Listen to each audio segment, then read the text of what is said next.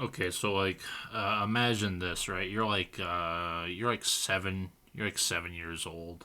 You have no idea what's going on because you're 7 years old and you're barely conscious. But like, you meet this dude who's like so much older, about like 2 years, maybe like four. And he introduces you to the your first ever first person shooter, and that first person shooter is Brink, your first ever first person shooter, and you're not actually an 11-year-old child. You are me.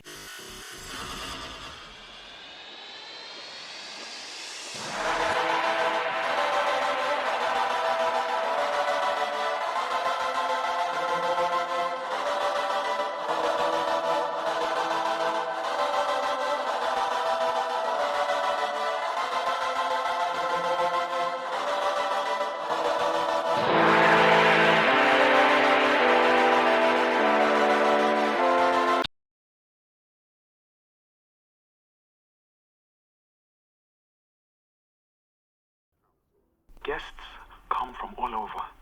Some used to be rich, used to own land, they say. No one's owning land now. We're, we're all sorts of everyone in the slums. In 1998, a large floating city was constructed on the outskirts of San Francisco. One of luxury and money, a spend home meant as an experiment. It was only where the dopeheads and idealists went. The creators of what came to be known as the Ark hired cheap labor from areas in Asia and South America to help build it. Constructed from a steel like material made out of coral samples, it came to be known as Arcoral, a highly dangerous raw material that worked to float the Ark into the Pacific Bay. Construction continued over the next couple years. In 2014, a new worker had arrived, one who would come to be a major figurehead, Joseph Chen. Joseph Chen was born in the Republic of China and started his life as a welder. He came to the Ark as a simple worker in approximately 2014, but quickly worked his way up to be a well respected member of the work team and became their spokesperson. He rose to power with short time before the incident struck. Around 2018, the world was facing a disaster. The seas just rose due to unknown circumstances. The water began rising at a constant rate of speed.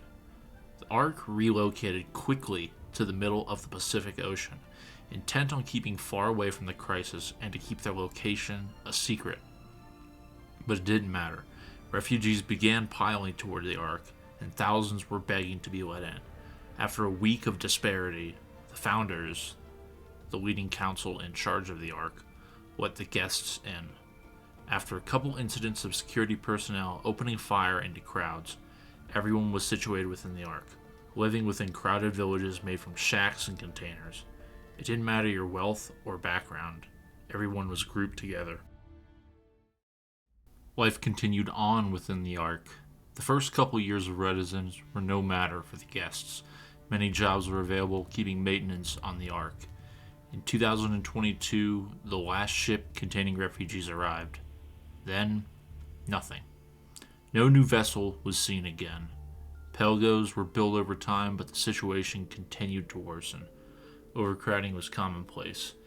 Disease, dehydration, and death were prevalent amongst all of the guests. Almost 20 years pass. The Ark has begun wearing out. Relations between the guests and the founders crumbles to nothing.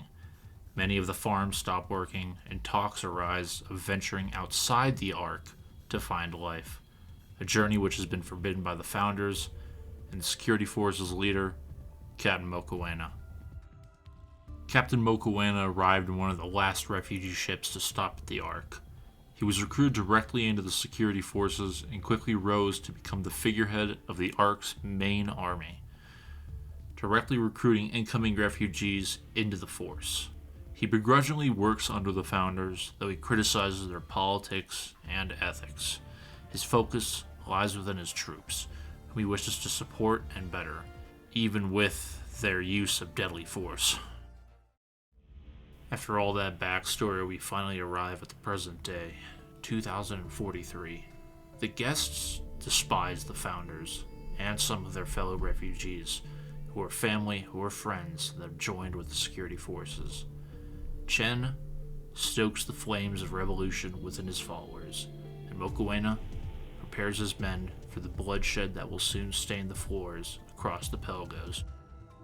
We arrive at the events of the actual game. In the beginning, you choose a side, the resistance or the security.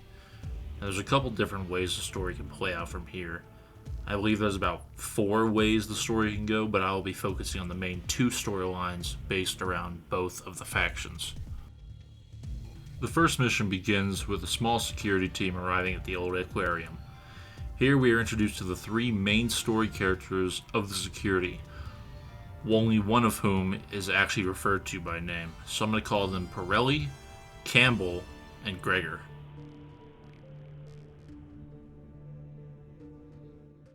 Now, I'm not really going to lie, but these guys do not matter at all. They appear in every single intro cutscene from the security and bring a little bit of personality to the team, but not much. Just appearing as guiding characters and occasionally appearing within the gameplay themselves as bots with slight variations.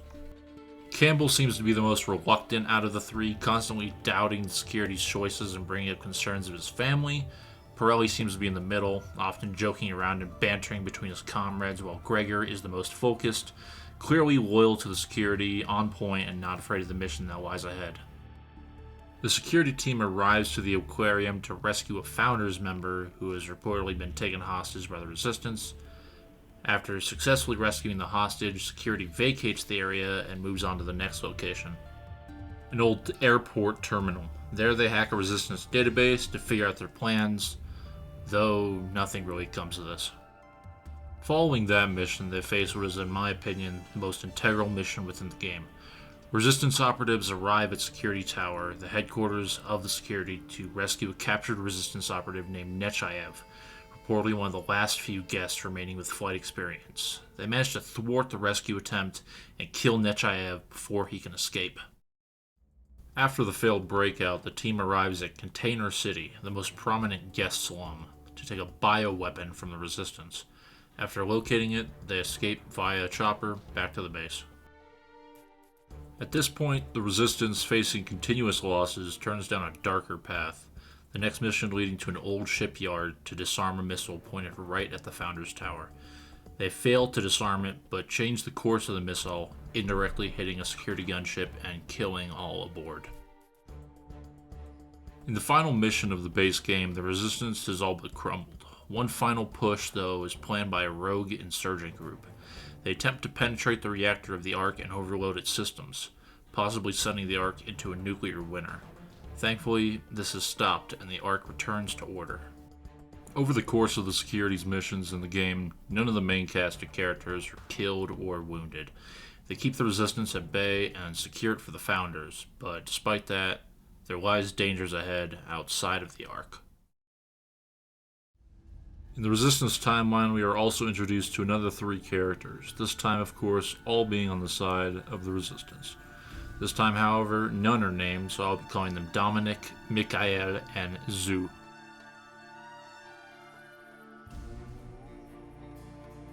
As with the security cutscenes, these guys don't really matter all too much, but I will give it the credit that it is a lot more interesting and intriguing than the security cutscenes. There's actual changes between the missions and the characters, with the exception of Mikhail not being as one-sided as those from security.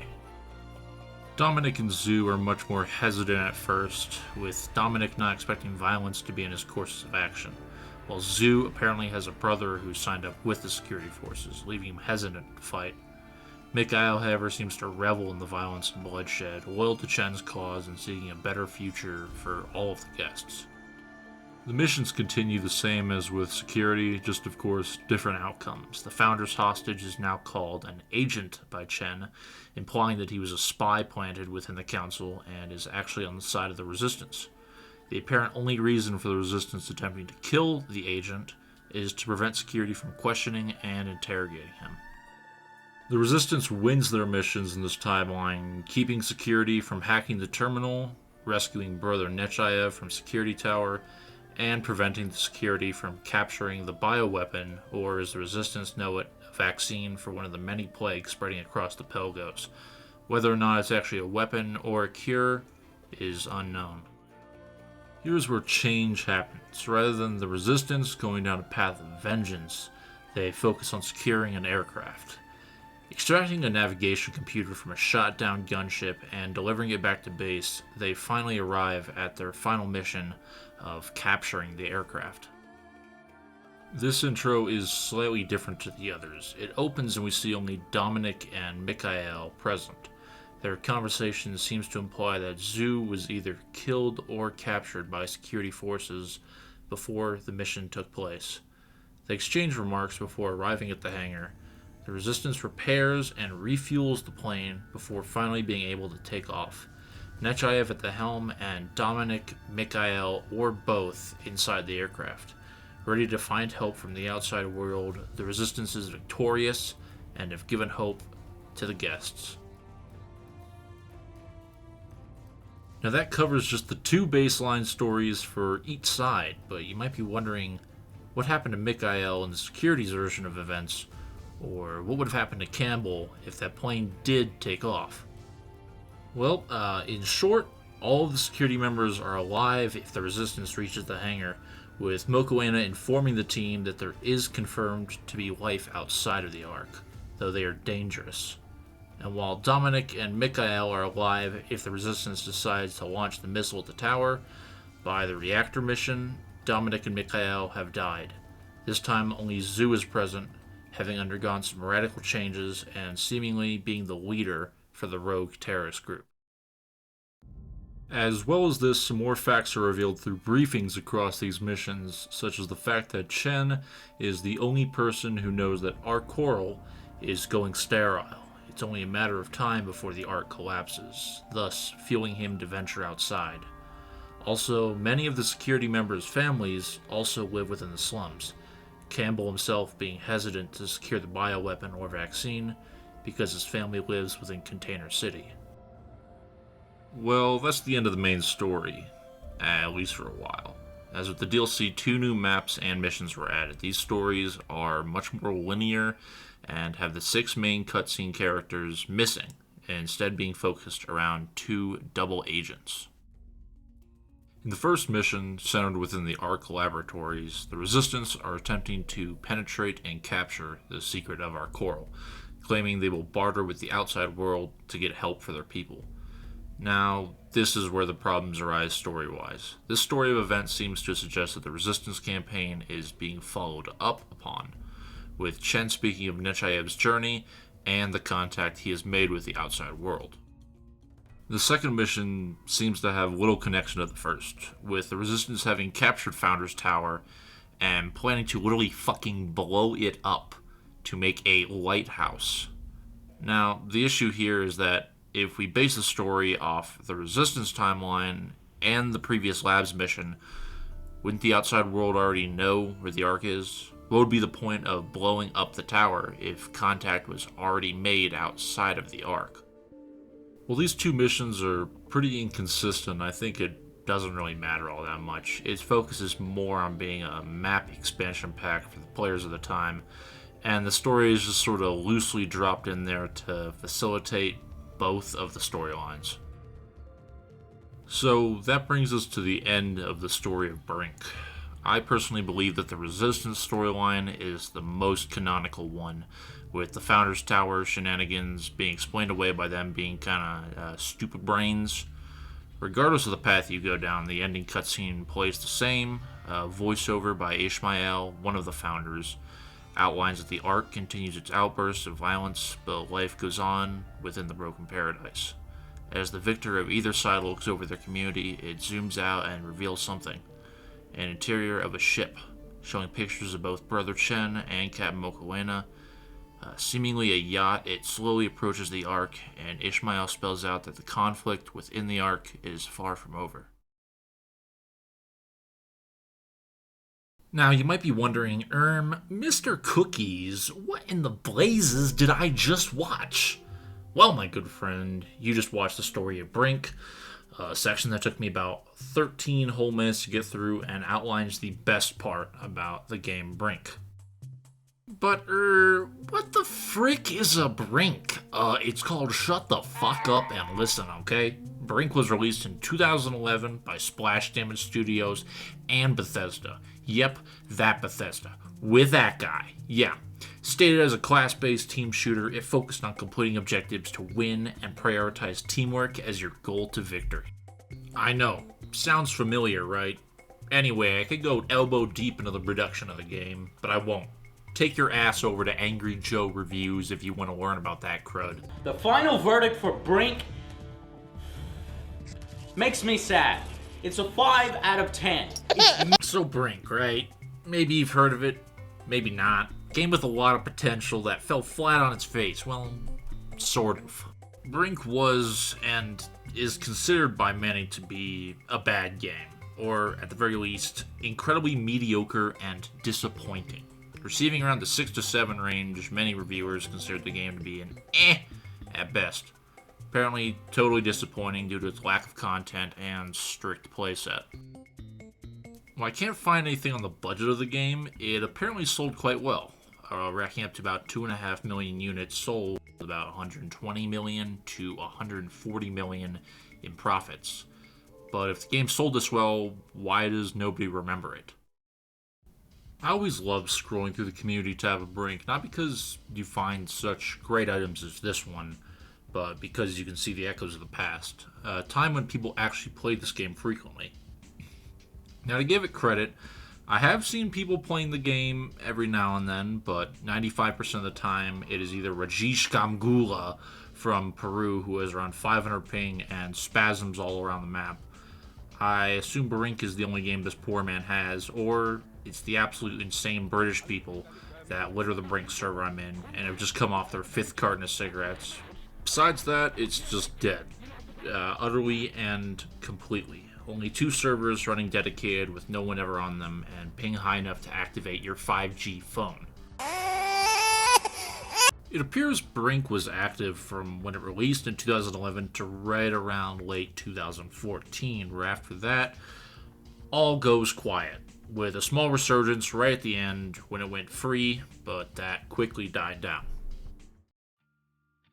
Now, after talking about all of that exposition, we finally reach the video game itself. Enemy has deployed mines. Enemy spotted. I mean, it's alright.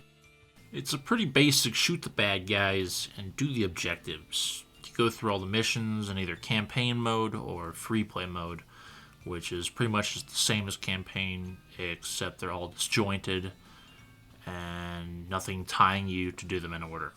The only other mode is challenges, which is solid. There's only 4 of them and all of them are pretty easy, but they are necessary to complete if you want to get more guns and attachments for said weapons. In the ongoing war between both of the factions, there's a shitload of guns, which both sides can use equally. There's an overpowered shotgun, an overpowered automatic grenade launcher, 2 miniguns, pistols, SMGs, rifles, and something called a lobster fucking grenade launcher. BRINK has 4 classes: Soldier, Engineer, Medic, and Operative. If I had to describe them best, I would put it in you know what I mean? All of them got special things to do, like complete objectives, like repairing stuff, or hacking stuff, or healing stuff, or planning, fucking explosive bombs, pretty similar. But they also have a bunch of secondary abilities, which are infinitely cooler. Alright, so let's go over the bidding. You got turrets, mines, sticky bombs, explosive drones, revive grenades, molotovs, flashbangs, you name it. There's a pretty good chance it's here. Besides all the abilities, any class can use any weapon. The only limitation is what kind of body type you're using. Light classes can only use snipers, SMGs, and pistols. Move faster, can mantle more, do wall jumps, and of course die a lot faster.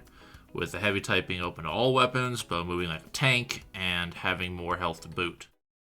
Now this is where Brink really excels. Brink has a huge customization system that I think in many ways even surpasses modern games. It's the basic of choose your face, choose your voice, choose your jacket and hat and whatnot, but it's all just so free with the customization. Every single piece of gear, I'm talking every single, besides like scars and preset tattoos, has at least 10 colors to change it with. There's also a shit ton of hairstyles too. As well as customization with your character, all the weapons are really nice to customize. Variable options with some things doing more than others, but still having the option to change a gun to your own playstyle is super nice, and checking out the guns by just examining the detail and the design of the weapon is pretty cool. Now you might be wondering, what's up about this game, Brink? You've talked about everything. You talked about the story, the entire story, despite it being so disjointed and inconsistent that it sometimes overlaps itself and doesn't make any sense in a timeline or a story sense, whatever. I'm talking about Brink because nostalgia. And I know nostalgia clouds a lot of video game reviews, you know. I played this game when I was younger. It's so good, it doesn't suck ass. This game does kind of suck ass, but it's also super fun sometimes. I'm talking nostalgia because this was the first-person shooter, besides like Call of Duty 3 on the Wii, you know, COD 3 on the Wii, but I don't consider that to be my first-person shooter. I'm talking about this. Control scheme, you got triggers to shoot, A to jump, that sort of thing, you know. And I have a lot of nostalgia for this game. Little 8-year-old me, that little opening part was not a joke. That was me. That was this guy here, this dude with the stupid blue hoodie on. And I realized that I have a lot of nostalgia for this game, but I don't go back and say it sucks ass, because I still play it. Now I know that might have been a bit confusing to hear, but let me set the point straight that numbskull had lined up. Pretty much he said, I still play Brink, I obviously have nostalgia for the game, and it's an game. The whole part of playing Brink is pretty easy nowadays. Thankfully the game became free in around early 2015, allowing anyone to play the game for totally free. Didn't save the game, hell, barely even gave it a pump of blood, but it allows people to get into Brink much easier. I will say it straight, but Brink, even at launch, even with full DLC, is not and never will be a $60 game. Never should have been. Now, I personally bought it back in 2014 for around $20 before it went free on Steam. Got nothing for it, so that's cool, but hey, wasting 20 bones, and I love me some Brink. And yeah, I am very truthful with that statement of me playing Brink still. I have an ungodly amount of hours logged, most of which came from this video, and I still host what I call Brink Sunday! Now, as much as I'd like to go on and make this a whole big long video that lasts an hour and a half, I can't. That's Brink. I've talked about it. And if you are interested in anything I've said, please check the game out for yourself. I probably wouldn't recommend it, but it is completely free and maybe 5 gigabytes. It is totally free and there's no charge for going in. If you like it, play it. There's still people out there that enjoy it, and if you don't like it, don't play it. Simple as that. Brink is a sad story to me. It's a lot of broken promises and an amazing concept that just didn't live up to the hype. I personally find it fun, but if I was somebody who was hyped for this game, I would probably find it disappointing as well. That's all I have for you here today, folks. Please play Brink and just check it out just one time. Besides the occasional glimmer of hope, Brink is and will forever remain a dead game.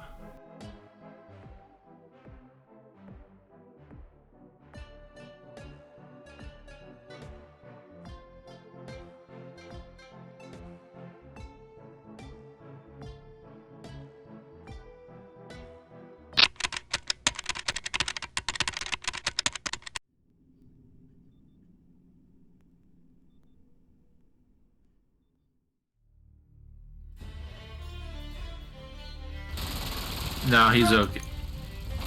There's one under there that is still shooting though.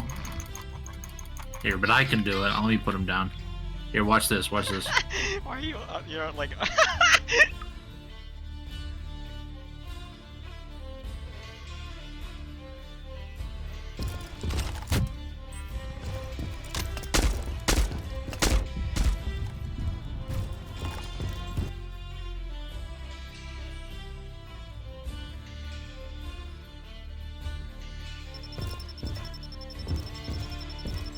This guy at the enemy.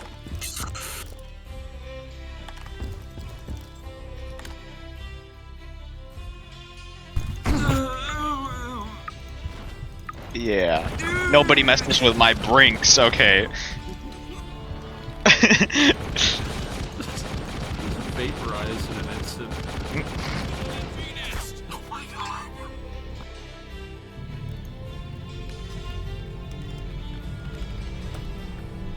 The intel we Did you see what recovered that indicates just Chen's been What did he preparing- say? He What? said all cops are bastards. Oh, okay. Whoa, do your job. All cops are Damn you, blinkers. shoot, what's the difference? What's wrong in the middle of the slums? Bring heads, it's time to BRINK assemble.